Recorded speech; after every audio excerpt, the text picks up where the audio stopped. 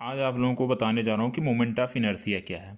तो moment of inertia बताने से पहले आप लोगों को ये समझना ज़रूरी है कि मोमेंट क्या होता है। तो मोमेंट के लिए सबसे पहले मान लीजिए कोई ए एक्सिस है और इससे इतना दूरी पर एक छोटा सा कोई मास m है और इस एक्सिस से इस मास के बीच की जो दूरी है r है।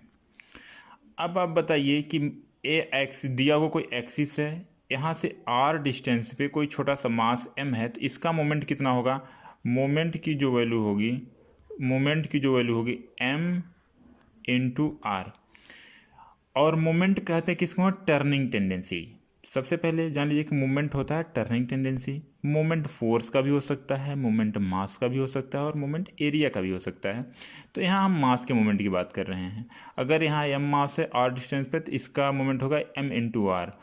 अब हम इस मोमेंट का अगेन अगर मोमेंट लेते हैं, आपके दिमाग में ये बात क्लियर हो गई कि मोमेंट लेने में डिस्टेंस जो एक्सिस से जो डिस्टेंस होती है उसका आर का गुणा करते हैं मोमेंट लेने में। तो फिर मोमेंट का अगेन मोमेंट लेंगे, यानी मोमेंट ऑफ मोमेंट, ये जो हो जाएगा मोमेंट ऑफ मोमेंट कितना हो जाएगा? m इंटू आर मोमेंट हो गया, और इसका मोमेंट लेंगे तो इंटू आर और आ जाएगा, तो हो जाएगा m r square.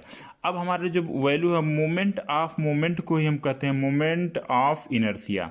Moment of inertia को ही, मोमेंट ऑफ मोमेंट को हम क्या कहते हैं? Moment of inertia. और इसकी वैल्यू होती है m r स्क्वायर। अब डेफिनेशन हमारे बना कि moment of moment is known as moment of inertia.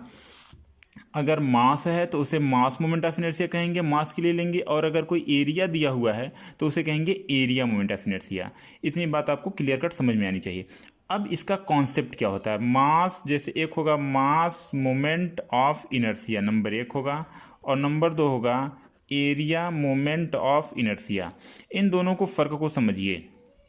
अगर मान लीजिए यहाँ कोई छोटा सा एरिया दिया रहता, एरिया ए होता, तो इसका एरिया मोमेंट ऑफ इनर्शिया होता है ए आर स्क्वायर। अगर मास दिया तो इसका mass moment of inertia M R square.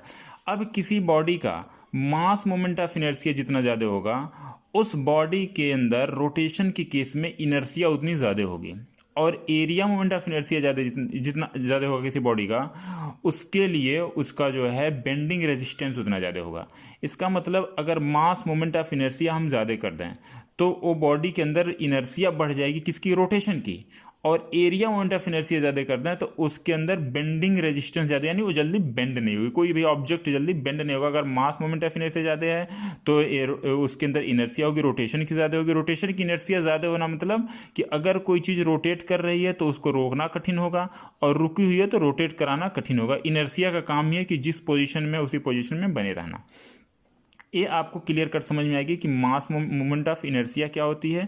और दो तरह के होंगे, एक मास मोमेंट ऑफ इनर्शिया, एक एरिया मोमेंट ऑफ इनर्शिया। इसका डिटेल में दोनों के कॉन्सेप्ट को हम अगले वीडियो में करेंगे।